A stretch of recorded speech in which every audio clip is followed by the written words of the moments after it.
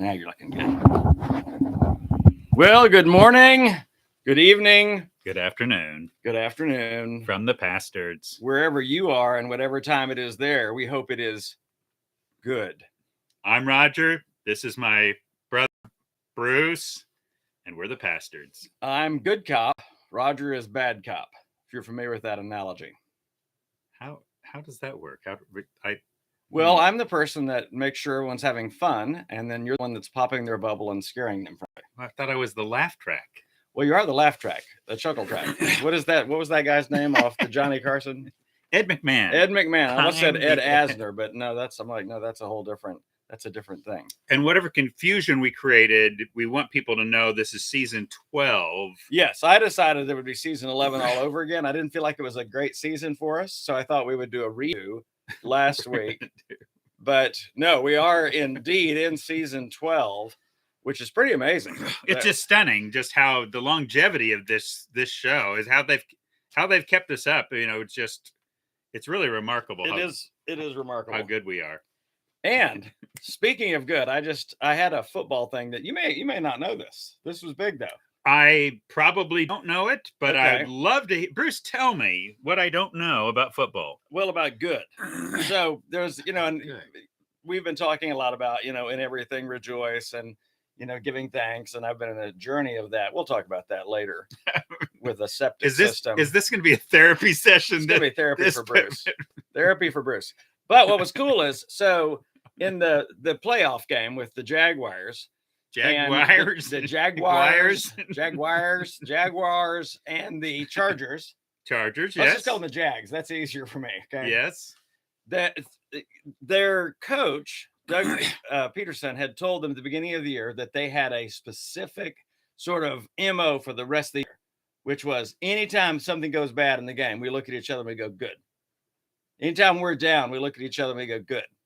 I mean, it's just like, so this team that started out like 2-6, 3-7, no chance of making the playoffs. Right. They get into the playoffs, 7 They win the last game of the regular season to make the playoffs. 9 of their last 9 games, they were behind in the game. 7 of those they came back to win. They get into this playoff game, and it's a microcosm of their entire season. Like, terrible start. They got really behind. 27-0 behind in the first half. And what's their quarterback's name? Oh, Lawrence. Trevor. Good guy. Trevor Lawrence throws 4 picks. So his intended receiver in the first half of the game was Asante Samuel, a corner or a safety on the other team. No, he literally had more receptions at one point than any receiver on any Jag team. receiver, which was so. Now understand this: whether you know football or not, if you throw 4 interceptions, your mind is mush. There's no way psychologically you just can't. We're talking about 4 in the first half. I think 3 of them were the first quarter. Yeah, so it's like you can't break out of this. In other words, this is mental. People are turning off. Your confidence is shot. People are turning off the TV. People are leaving the stadium before halftime. Bad idea, by the way, as it turns out. Some people are making unfortunate bets. Oh, that's a whole nother story. 27-0. So 27-0. You typically, I mean, not just typically, teams never come back from that. So you're telling me they're still looking at each other and saying, maybe there's less energy to their good. No, I'm getting to it. This is so good. Okay. So, because the whole team is not in mass thinking good. They're just not. They're thinking bad. This is bad. And so one of their linemen who protects Trevor Lawrence after the 4th pick, Trevor Lawrence comes over the bench. That lineman comes down and looks him in the eye and says, good.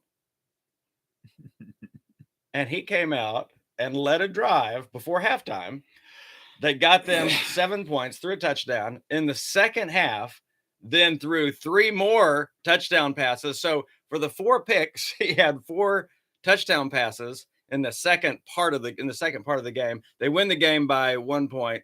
A lot of extraordinary plays and going for 2 and other things that they did that made that happen. But it just reminded me of the psychology of football. There is something to the psychology of life. Mhm. where you can look at life and go, my life sucks. My life is hard. My life is difficult. My life has a septic system that's blowing up. And then I'm so many of our listeners, I'm sure that is what they're that's what they're dealing with right now. grieving right now. Well, a septic system is The sort of septic system from it's sort of a hell. microcosm of what is wrong in your life. Septic, not a good word. Doesn't bring about good aroma ideas. A lot of shit involved there. Yeah, it's not good. But all that all that to say, I love this idea of he reframed that linebacker, and this started from the coach. And this is why I do think coaching matters. This coach had said, "This is our MO." I mean, this is how they came back. You're good. You know, it's a little bit like Nate Vargas. All right. You know, he's like, okay, it's on. So it made me think, no matter how bad things get, number one, God is for us. I mean, God is for us. So we can look at anything and go, good. And so even last night, in spite of, I can't say the number because Marlene won't allow me to say the number because she doesn't want to know. Yeah. Thousands and thousands and thousands of dollars Okay. that we're still yeah. putting in to get a septic system completed at our house. I can go, good. You know why? God's for us. I went through a litany of things last night instead of counting sheep because I couldn't sleep. Just a litany of things that I'm grateful for, that I'm thankful for, that really are good. And it changes things. There is a power in reframing things. And I'm not talking about being, just, Right. psychotic about it.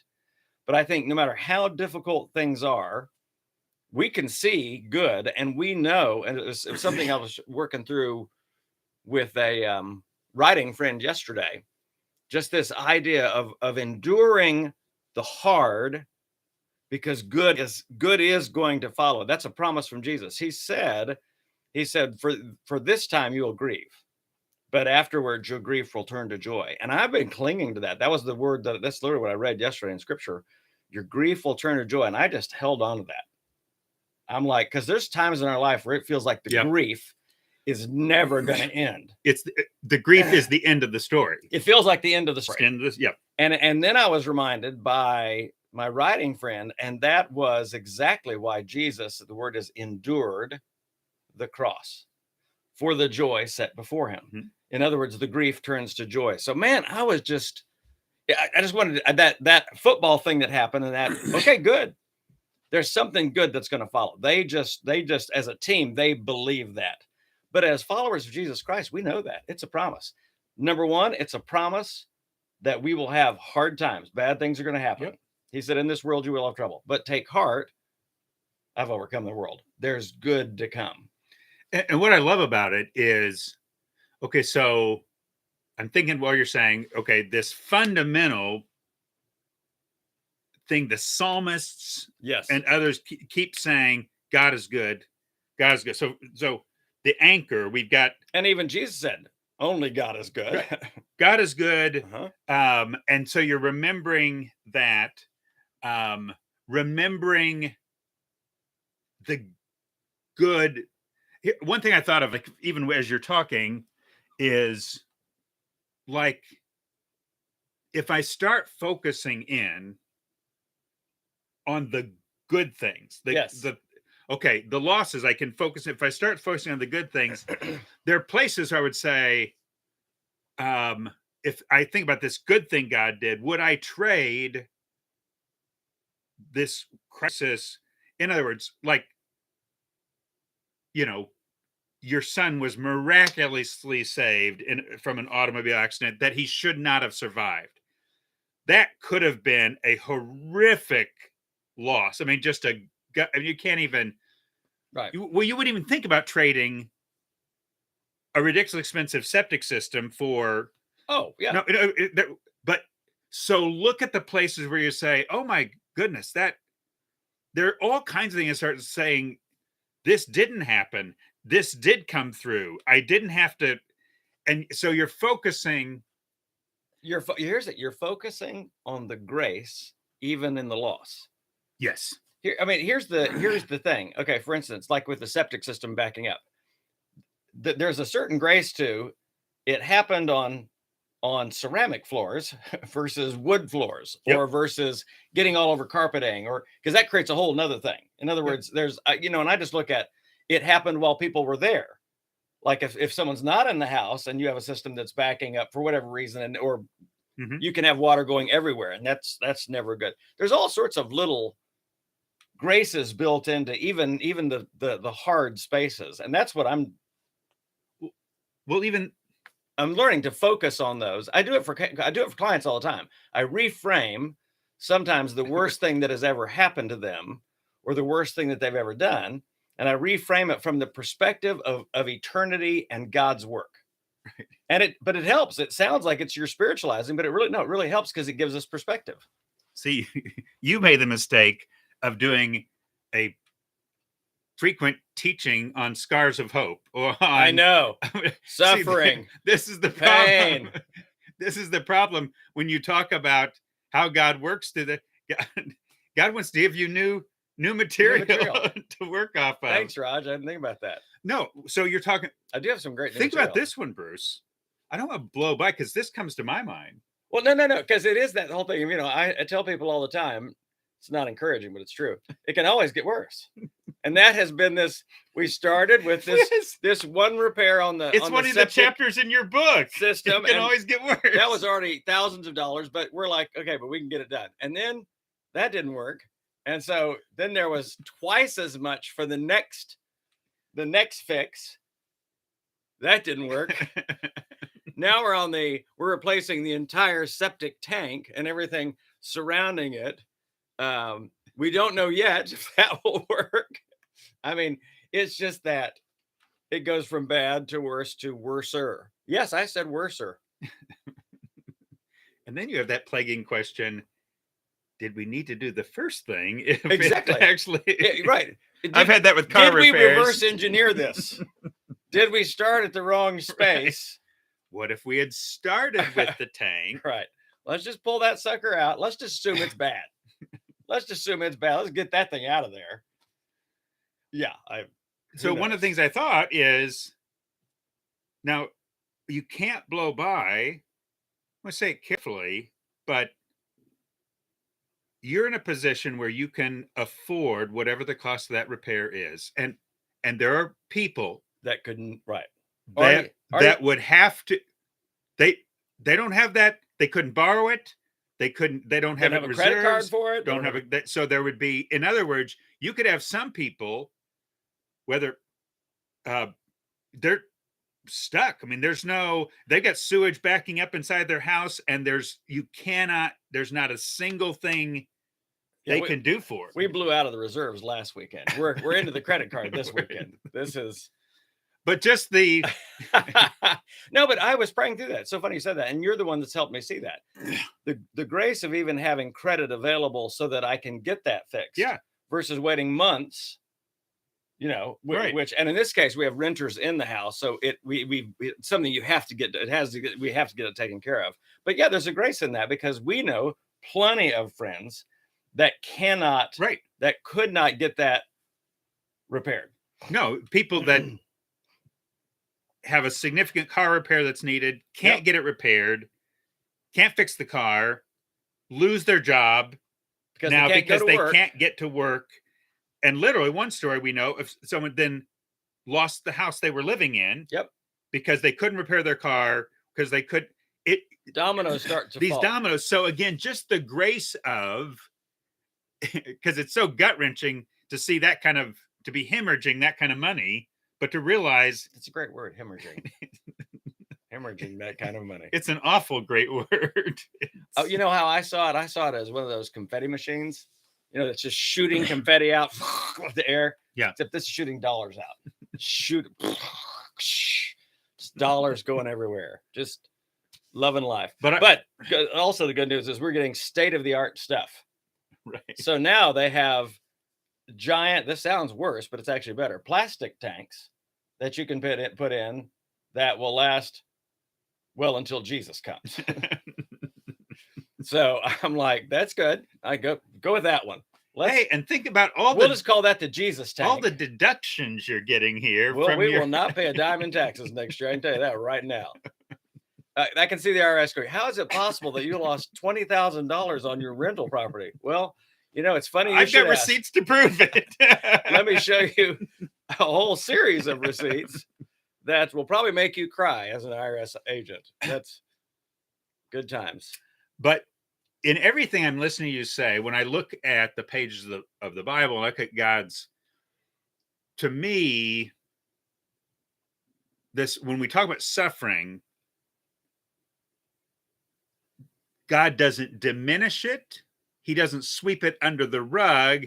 He doesn't say it doesn't matter. He doesn't, that when we're looking at good, it's not saying this isn't bad, horrific. It's not saying don't grieve the loss. It's not saying suffering doesn't. No, that was the point I was making yesterday with my writing friend, because what she was writing, I said, I think we need to make it clear to the readers. We're not saying that you won't grieve. Right.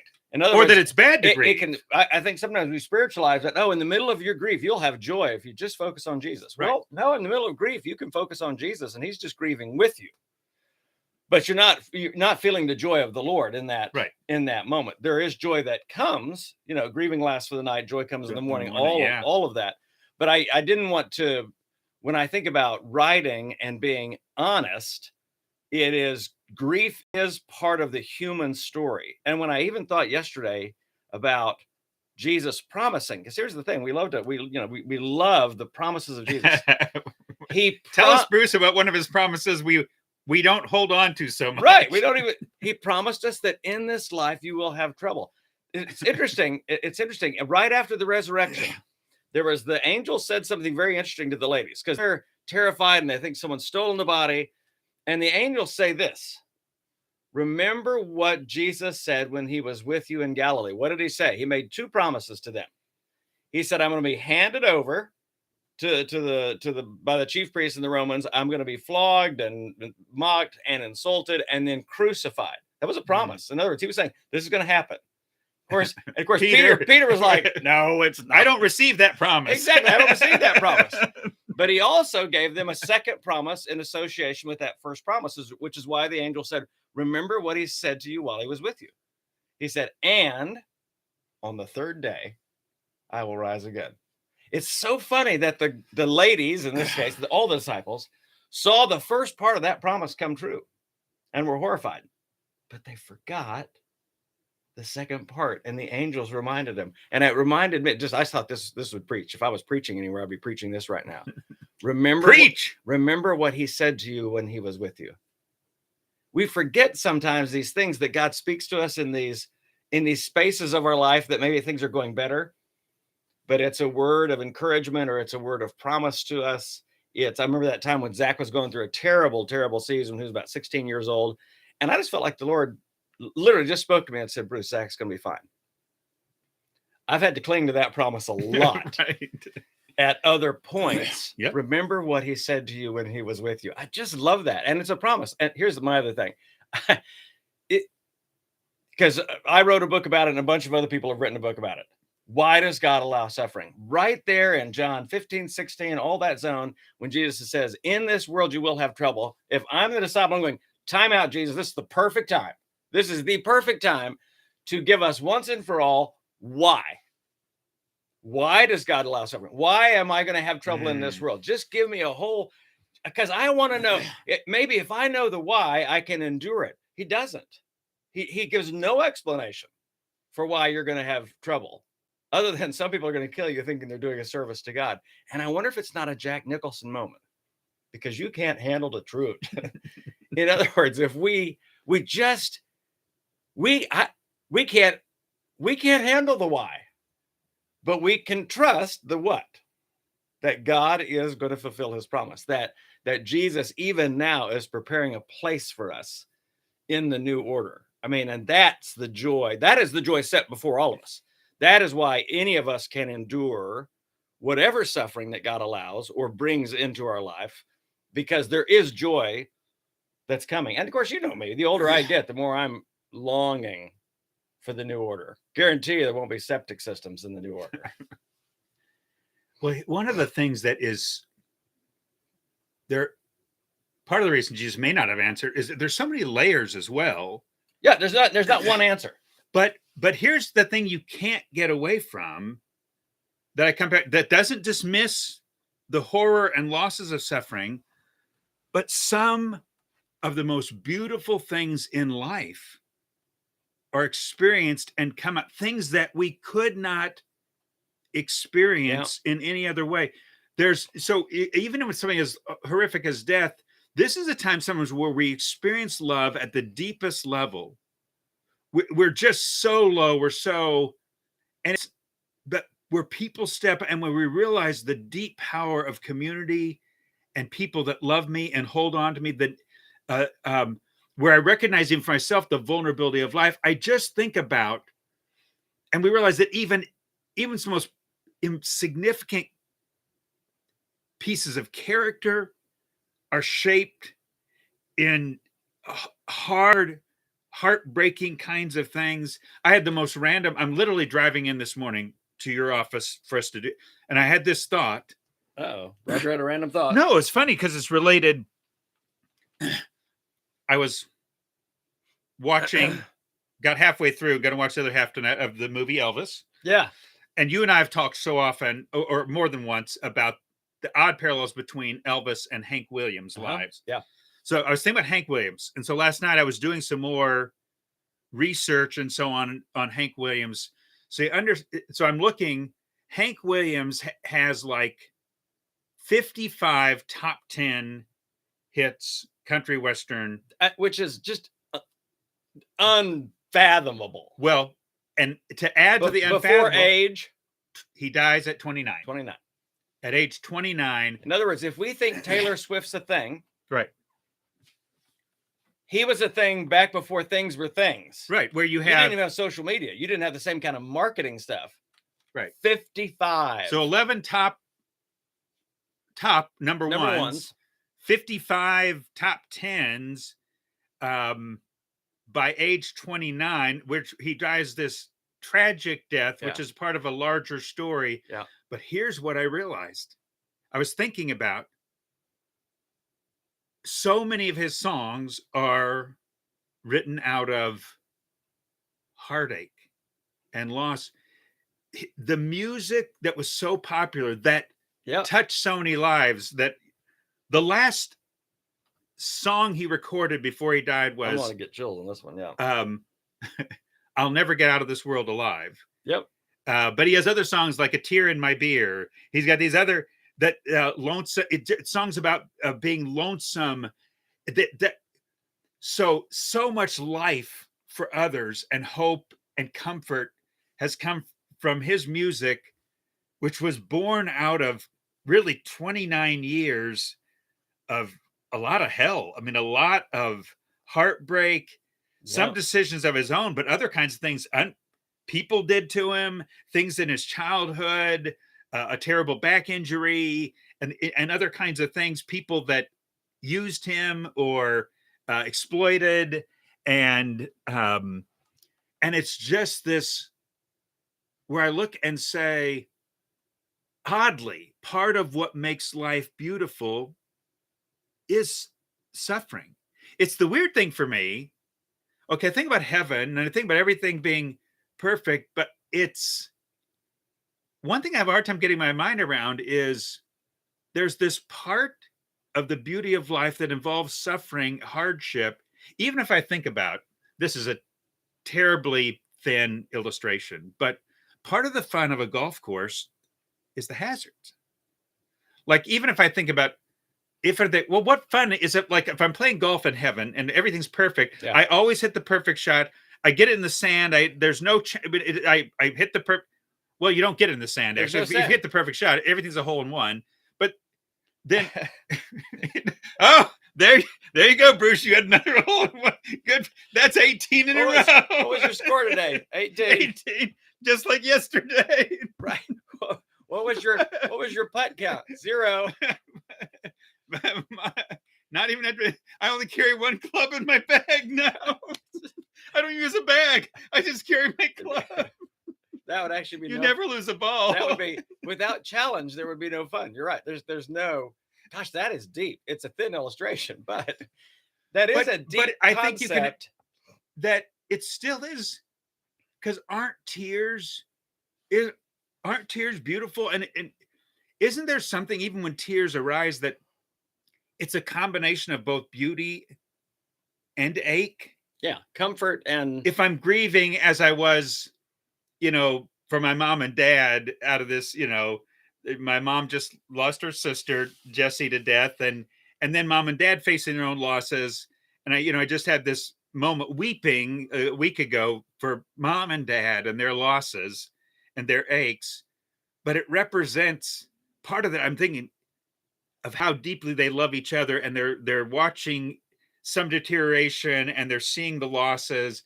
So my tears are coming out of both loss and love. They're coming out. yeah. You can't separate. So it's this really hard thing where even we've talked, I have a hard time I can't pray, oh God, take all the hardship out of my life, because hardship and suffering does some. So I'm just saying what I'm saying is it's not an easy, I'm not trying to blow off suffering and ache as if they're nothing, but I'm saying it's a tension. It's very hard. Life, a certain part of beauty of life comes out of Pain. Suffering and pain. Yeah. I have nothing to add to that.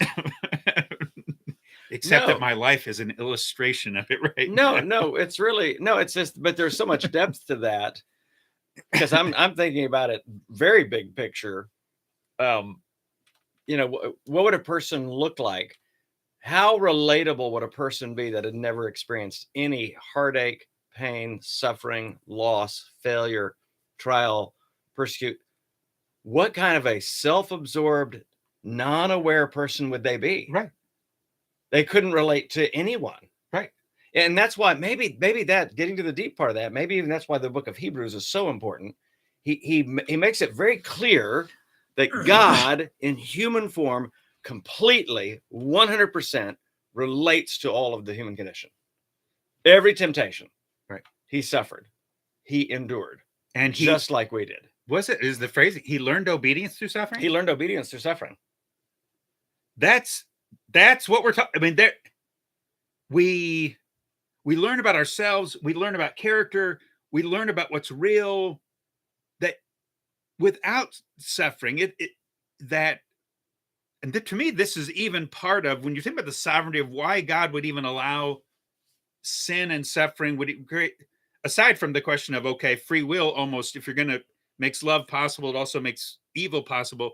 But there's this odd, strange depth and richness to life that comes out of suffering, that comes out of heartache. I don't know entirely what to do with that, but I have come to the place.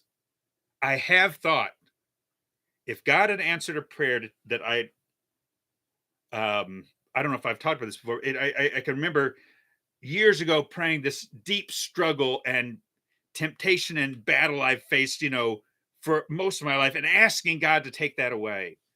And I've had the thought, and I was talking to my wife Joy about it recently, the very thing that you were saying. If God early in my life had taken away probably one of those battles that most grieved, most stressed, but most drew me to God, most reshaped, I have thought, what kind of and here's what I can close to guarantee. I'd be more judgmental. I'd be more self-righteous. I'd be more self-righteous. I knew you were going to say that. I'd be more simplistic. I'd have more as a Formulas? teacher. I'd be more formulaic answer. But I would be less vulnerable in my. I wouldn't have anything to share. I don't. If God took away all of our struggles, my anger issues, the things that have hurt others, that in ways that grieve. If God had just simply taken all away, my thought, of course, life would be better. I wouldn't be the same person. You would be a thin person. I would be a person. A lot of people wouldn't want to be around. I don't know how many want to be around me now, right. but Roger, it reminds me of, this is a true story. Suffering is endearing. It reminds me of a time I got together with a group of men, and we had been meeting, for a while, and one time we're sharing, all right, what is our greatest, what is our greatest struggle? Because there's something about confessing your faults one to another, that healing comes from that. And so I'm just sharing, from my heart, here's my deep struggle, and the a struggle that had created a lot of shame in my life. And for me, it was a pornography issue. And it was like that, just that, oh, the shame that comes with that, and how difficult that was, and the temptation and the lust associated with that. And other guys were sharing things. And one, I'll never forget it. One guy shared that he was serious as sin. Oh, no. He said, I really struggle with speeding. And I remember thinking,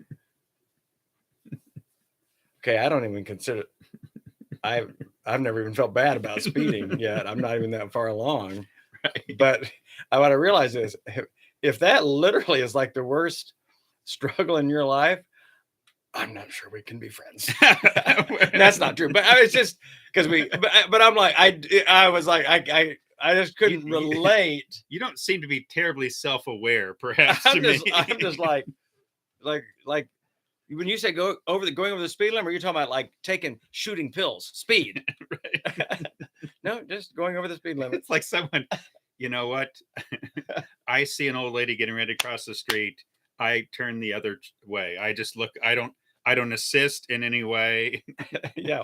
I've got it. I just have to confess that to God all the time. I have broken the Boy Scout code so many times. So there's that. I don't smile enough. I don't. What in the? But we've talked about this is where. Well, I want to say, by the way, if the worst thing you deal with is speeding, bully for you. Okay, that's because I don't want to make too light of it. But my guess was there's probably other things that you've struggled with that maybe you've forgotten, understandably. I'm just thinking about like fights with our wives and stuff like that. I mean, everyone has had a fight with their wife, right? I mean, please tell me everyone has had that, because those can get ugly not that I would know from experience last week, but those can get really ugly when you don't rein it in. Well, the sobering thought I've had with that question of, like, you're asking around a campfire, what is your greatest struggle? What's the thing that maybe most breaks the heart of God, the thing that you feel? We call it in one of our little things, what's your fatal flaw? What I think of often now with that question is, I wonder if God's answer would be different than mine. In my case, God's answer was different, because I shared what I thought my fatal flaw was, and the other guy shared, well, we think your fatal flaw is pride. It was just wild. It was like, and I felt like that was God speaking in that moment through these two friends. Wow. So think about that. It's like, you seem to think that you're all of that and a bag of potato chips, and you're a few chips short. And a sweet roll. Roll. No, but that's a great, Here's what I think my fatal flaw is, and that creates the potential for the most shame in my life. But God may know, Bruce, actually your worst struggle is. So now I got to give that some thought. No, where I'm going is, don't give that some thought. Stop. Here's the thing. I can look at somebody who says speeding and think they're just not tuned in. Well, what if I'm not? What if I'm not tuned in? In other words, I'm putting out something that I'm feeling like this is a part of me. I remember how many years I had almost zero compassion for the poor. I had all these unsubstantiated stereotypes, and I had all of these, and so for all of the hundreds of Bible passages about caring for the poor and compassion and fighting for justice, and these are the things that have contributed to poverty, these are the things I want my people to think different, all these kinds of things that are in there that I had blown off. In other words, this was one of the places where at some point I felt like I could be putting this struggle, this is my great weakness, right? And Jesus thinking, okay, yeah, that needs some work, but there's some other stuff that is like, and so when I realized at some point like that, so even the idea today that we could be entirely unaware of something substantially, I actually do want to speak into this idea that if I'm a follower of Jesus, I can't have anything substantially wrong that I don't know about, that I don't see. I rethink that. Yeah, you've always got to be tuning in to God, and there's a lot to that. And it's not just, our prayers to God. It is time to listen, because in those listening spaces, like God had showed me something in the last week, and it was more of, okay, it's one of those sins of omission, and in one sense, and it struck me similar to the story of the Good Samaritan. Mm-hmm. You see this person in need and you walk by on the other side. So now that I've moved into the neighborhood with Roger and Joy, and it is a developing neighborhood, but there's still tons of walking traffic. Yep. So unlike any other neighborhood I've ever been in, lots of walking traffic. And I realized, particularly when I'm stressed or I got a lot going on, I don't want to engage in conversation. I mean, I'm not making eye contact. Don't make eye contact. I'm not engaging in conversation. I have literally driven into my neighborhood and saw one person walking, and I'm like, I drove around the block to miss, because I'm like, I just can't do a conversation right now. I've got other stuff going on. I saw that moment. I realize now I saw that moment. Ironically, as I went back on 10th, I saw someone else I knew, and it stopped and had a talk and gave a hug. And I'm just like, but you know what I felt like God showed me, Bruce, if that was Jesus walking up and he wanted to talk to you, pretty good chance you'd stop and talk to him. And even if it messed up your agenda for the day. And I'm like, you're absolutely right. And I turned a corner. And so now I'm like, every time that I talk to any of our neighbors that are walking or whatever, and then I'm talking to Jesus. This was a big Matthew 25 moment. No, this is actually this is a biblical idea, Bruce. This is a biblical ain't idea. Your idea. Right. And it might seem small to others. That's what I'm saying about the speeding thing. But right. it's big because it directly relates to another human being and the value of another human being. Because if I walk by and I don't engage, or I refuse to engage, at one level, I'm saying my agenda, my work, what I need to get done, my life is more important than yours. Mm-hmm. That's not good. And if I'm really living out your will be done, I'm just opening it where I want to say, right. God, I want to be open to the conversations I need to have today. I want to be paying attention, because this could be a very important conversation. I cling to that verse when Jesus sent out the 12 2x2. He said, "Now don't talk to anyone on the way." I'm like, that is my MO. It's Bruce's life verse. What's your life verse? Don't talk to anyone on the way. And there's spaces for that. Jesus obviously clearly made there's a space for that. I want you to be on track on mission. It's funny the things we latch on. See, God.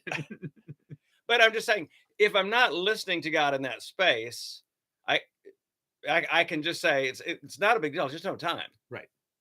Or I'm just too stressed out. I can't have that I just can't have a conversation right now. I'm gonna lose my mind. And that's the thing where we're still walking in the Spirit. This doesn't mean we're called to save everybody. No. Or any possible person we see. I'm not the Messiah. I'm clear on that. But the tension is walking in if I'm just closing myself entirely, I have to be all the time, your will be done. Yes. I want to be paying attention, God.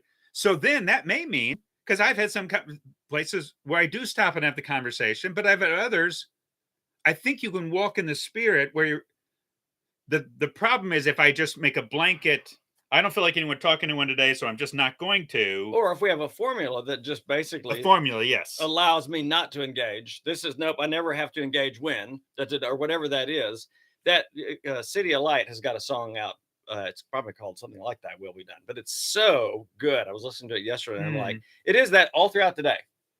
Your will be done. What if we live life like that? And it's not just a prayer in the morning, but it sets the tone throughout the day. Your will be done. I mean, and even because I was, honestly, this is so fun. I was praying for the guy that's working on our septic system. Seriously. Yeah, and I'm praying that God will give him wisdom and insight to what is wrong with this system and why it continues to back More than up. he had when he first started working on the system. Lots of prayer. But in all of that, I'm also praying your will be done. Yeah, I mean, I would. The crazy thing is this is that when because I've taught this for years. So the rich young ruler, all heard the story. Jesus says, all right, sell everything, give it to the poor, then come follow me. And he couldn't do it because he had many possessions. And I thought, but if you gave all those to the poor, God the Father the next day could restore all of those in a moment. I mean, just it goes to me to what do we actually believe about God? If I give this time, am I losing it or am I gaining it? Jesus, this crazy Jesus way of when you lose your life, you save it. If you try to gain the whole world, you lose your soul. It's funny you say this because I was thinking about it. The simple thing we're talking about, stopping and someone knocks on your door, Yep. or someone's in front of the house, or you're. Here's the odd thing, and I've seen this happen, and it's like this: God saying, "Okay, Raj, get it now." So I'll be stressed. I don't have time to talk. Whatever, I've got to get these kind of things done. I've got to get things shipped. I'm feeling this stuff. Got to get what. But I have had the times. Okay, I'm trying to pay attention. I feel like, okay, I probably should talk to. So I sit and start talking to some person, and I start seeing, okay, they're dealing with the thing, and there's a kind of a struggle, whatever. And I've had times coming out of conversation, I feel less stressed. So this healing that comes, I'm engaging somebody else's world. Roger's myopic focus on himself, and all this stress that I'm feeling. And then I gain this perspective. I'm talking with another human being. I'm doing part of what I'm made to do. God is speaking through me. God's speaking to me from another person. And it's funny. When I say God's will be done, he's trying to save me. He's trying to do this all the time. That stopping, I think, is a block to helping my stress. I think but I have found more than once, I'm not saying it's always felt this way, but I've had more than one time. I end up having that conversation, whatever, and suddenly I have more perspective in the day. Yeah, I feel better. I feel lighter. There's something where literally Jesus was trying to save me by serving. He was trying to save me by getting out of my agenda and focus on me. It's odd. So I can trust that. When I say your will be done, I can trust a good God who's going to say, if I have a pause for you today, Raj, it's going to be good for you. And this is not in line with that, but it is in line with that. Speak it. The power of giving up, of just literally letting go. So I'm going back to the rich young ruler. So he didn't realize it, but his possessions were possessing him. Having all of these things was more important to him in that moment than eternal life. Right. Whatever that meant to him, having this was more important. And more I realized important than Jesus. I finally got peace about the whole septic situation yesterday. Do you know why? And do you know how? I gave have up. An idea. Okay. No, I'm like, whatever it costs, it costs. Whatever, whatever. I don't even know what the top end of that's going to be. But this is God's money. I do believe that everything I've got is God's. I'm just going to give that up. I'm whatever that is, it's going to be, and we'll pay for it. But I realized part of my stress was it doesn't need to be more than this. It doesn't need to be more than this quote that we got. Yeah. Because that was the early bad quote. I was okay with this now. Okay, I can deal with this number. But it's hanging on. I'm hanging on to, I can deal with this. You're right. I can deal with this number. I can't deal with this number. So we've got to keep. Well, then every time he calls, and by the way, I have PTSD every time I see this person's name come up on my phone. I'm like, it's not going to be good news. It's not going to be good. Oh, yikes. But the reality is I had peace once I said, this sounds crazy, but I'm like, this is in the Lord's hands. I mean, this is like, I can't do anything about that. I've done, but there's a peace in giving up. There's a peace in surrender. There's a peace in trusting, which is giving over. And I was sharing this with Marlene. I said, whatever we're putting into that, God can restore that in a moment. Right. I said, that's what I trust. And I'm not trying to be super spiritual. I really do believe that. I just trust that. And you can even look in ways where he's already provided for it in advance. Oh yeah. Where he said, where's okay.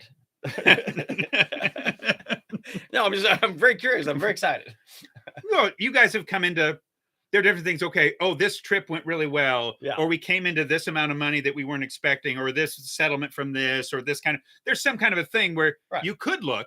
See, I always look at the pure loss. I don't like to look where, like last year when I had to get a transmission done on both of our cars. Same month. So I'm at one point kind of ticked off, but I look at kind of a bounty that I had before that, which I'm going to store. That's great. I can knock out debt. I can do, but rather than looking the other way and say, oh, God had already prepared for this very expensive 2 transmissions at the same time. Part of it's so funny you said that, because part of this year was I want to pay off these debts. Right. I have this goal. I want to be able to pay that. these off. Yes. And now I'm like, no, that's not going to happen. We're actually going to add to them. But the other thing that I have to realize, if I take perspective, we lived in that house for 16 years without problems. You know, we had the septic tank pumped one time in 16 years. Well, that's pretty dang good for a 1977 house. Where you and I are so alike, where we could look and say, first time we move renters in, what are the odds, without looking and saying, for 16 years, actually, what are the odds that you're not going to have substantial trouble? Because my neighbor on the other side of the road literally has the Roto-Rooter truck once a quarter, every quarter, pumping. Okay. I mean, you know, so whatever, you know, is going on in his backyard, not good. So how do we have a closing ditty about septic systems? Nope. There was another ditty that was in my head from earlier. Don't let the septic tank your faith. It was a start. It was a start.